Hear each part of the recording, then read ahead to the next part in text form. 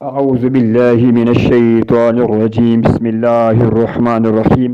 اللهم صل على محمد وعلى آل محمد كما صليت على إبراهيم وعلى آل إبراهيم إنك حميد مجيد اللهم بارك على محمد وعلى آل محمد كما باركت على إبراهيم وعلى آل إبراهيم إنك حميد مجيد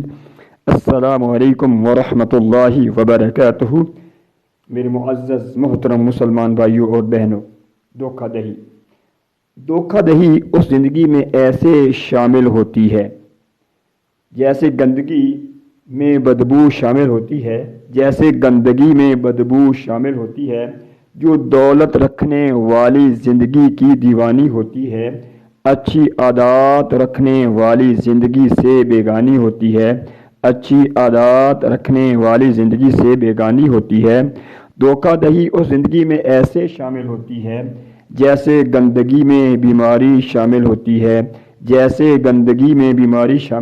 ہے، جو جسم کی خوبصورتی رکھنے والی زندگی کی دیوانی ہوتی ہے، اندر کی خوبصورتی سے بیگانی ہوتی ہے۔ دھوکہ دہی اس زندگی میں ایسے شامل ہوتی ہے جس طرح زہریلی ناگن کے پھن میں زہر شامل ہوتی ہے، جو عہدہ رکھنے والی زندگی کی دیوانی ہوتی ہے جبکہ ایمانداری والی زندگی سے بیگانی ہوتی ہے۔ دھوکہ دہی اس زندگی میں ایسے شامل ہوتی ہے جیسے غلاظت گٹروں میں شامل ہوتی ہے، جو شہرت رکھنے والی زندگی کی دیوانی ہوتی ہے، محنت کرنے والی زندگی سے بیگانی اور انجانی ہوتی ہے۔ دھوکہ دہی اس زندگی میں ایسے شامل ہوتی ہے جیسے جراثیموں کی کثرت گندی نہر میں شامل ہوتی ہے،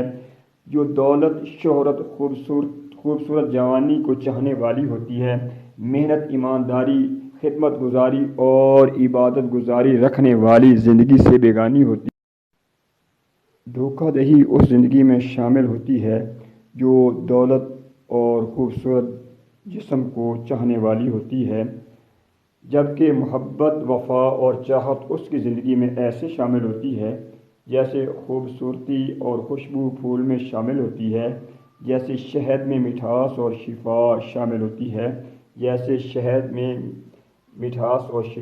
ہوتی ہے، جو صرف اور صرف اچھے اخلاق والی، اچھی سوچ والی، اچھے کردار والی، محنت کرنے والی، خدمت کرنے والی اور عبادت کرنے والی کو چاہنے والی ہوتی ہے، جو صرف اور صرف محنت کرنے والی، عبادت کرنے والی اور خدمت کرنے والی کو چاہنے والی ہوتی ہے،